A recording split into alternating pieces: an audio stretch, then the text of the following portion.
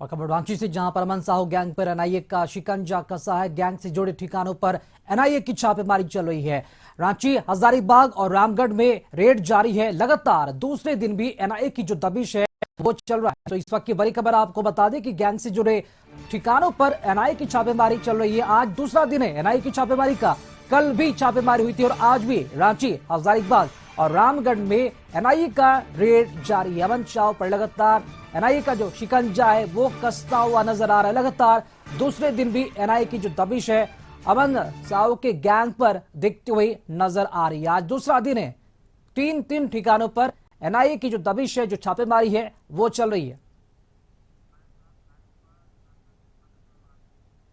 और इसी खबर पर अधिक जानकारी देने के लिए हमारे साथ झारखंड संपादक अनुराग ठाकुर जी हमारे साथ लाइव जुड़े हुए हैं।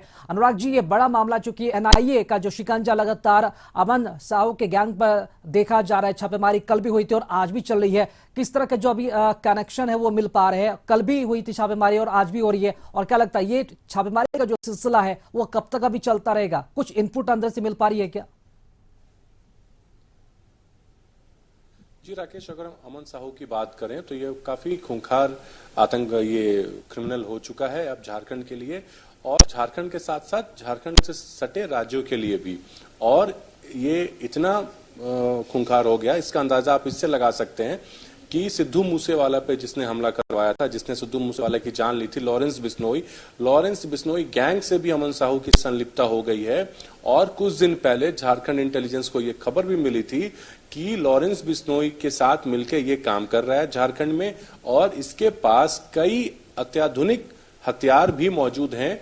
तो इसके पास एक तो ये जेल में कैद है अमन साहू, लेकिन जेल से ही एक अपना सिंडिकेट चला रहा है। जेल से ही जितने तरीके के रैंसम कॉल्स हो गए, एक्सटॉर्शन हो गए, तमाम चीजें इसकी चल रही हैं। जो रंगदारी के कॉल्स जाते हैं बिजनेसमैन को और जितने भी ठेकेदार हैं उनको, तो तमाम लोगों से ये रंगदारी वसूल भी रहा है। और इसके बाद झारखंड एटीएस ने, एंटी टेररिस्ट स्क्वाड जो झारखंड की विंग है, उसने पहले इस पे दबिश बनाई थी। जिसके बाद फिर एनआईए ने भी इस पे दबिश बनाई। कल पहले दिन रेड हुआ था और इसके रांची के बुढ़मू स्थित आवास से कुछ डॉक्यूमेंट्स, कुछ हार्ड डिस्क सिस्टम, कुछ पेपर, पासबुक और एक फॉर्च्यूनर गाड़ी को वहां पे सीज किया गया था। उसके बाद एनआईए की टीम ने रामगढ़ में भी दबिश डाली, वहां पे भी छापेमारी चल रही है और हजारीबाग में भी चल रही है। रामगढ़, हजारीबाग में इसके कुछ करीबी हैं, कुछ दोस्त हैं, कुछ रिश्तेदार हैं, सभी लोगों के घर पे छापेमारी चल रही है एनआईए के द्वारा। लगातार आज दूसरे छापेमारी चल रही है। तो कहीं ना कहीं एनआईए को भी ये पता है कि अमन साहू गैंग अब बहुत बड़ा होते जा रहा है और इस पे अगर अभी अंकुश नहीं लगाया गया तो आने वाले दिनों में ये और खूंखार हो जाएगा। और इसके आतंक को रोकने के लिए ही इस पे अंकुश लगाने के लिए तमाम चीजें एनआईए जो कार्रवाई है एनआईए के द्वारा की जा रही है। और इसमें झारखंड पुलिस भी एनआईए को सहयोग कर रही है, उसकी भी मदद ली जा रही है, एटीएस की भी मदद ली जा रही है। और जिस तरीके से ये जेल से एक पैरेलल अपना जो रंगदारी के कॉल्स होते हैं, एक्सटॉर्शंस या जितने भी लोगों को डराना धमकाना, ये तमाम चीजें अमन साहू लगातार करता आया है। और बीते 6 साल की अगर बात करें तो पिछले 6 सालों में ये काफी उभर के आया है। एक दुबला पतला सा लड़का जो अचानक से इतना खूंखार हो गया कि लोग अब इसके नाम से कांपते हैं। हालांकि ये जेल में बंद है, फिर भी अगर इसके गैंग के लोग कॉल कर दें किसी बिजनेसमैन को, किसी ठेकेदार को, तो वो लोग परेशान हो जाते हैं, भयभीत हो जाते हैं। इससे पहले भी कई लोगों को इसने धमकी दी है, टेलीग्राम के माध्यम से, व्हाट्सएप चैट के माध्यम से इसने धमकी दी है, एक्सटॉर्शन कॉल्स भी गए हैं। तो इन तमाम चीजों पे अंकुश लगाने की जरूरत है और एनआईए भी अब इसी ओर बढ़ रही है।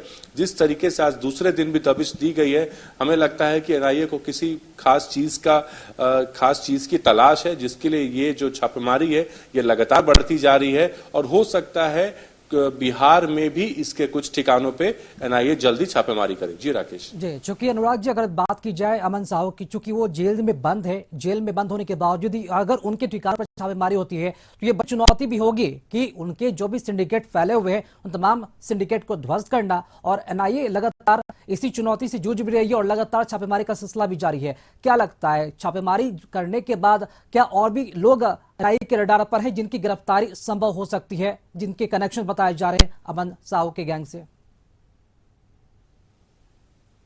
जी बिल्कुल, छापेमारी में बहुत सारी चीजें सामने आएंगी। उसके बाद अमन साहू के गैंग के जितने शूटर्स हैं, क्योंकि इसने काफी अच्छे अच्छे शूटर्स को पाल रखा है जो तमाम इसके एक इशारे पे गोली चला देते हैं, और ऐसे कई वाकये पिछले दिनों हुए भी हैं।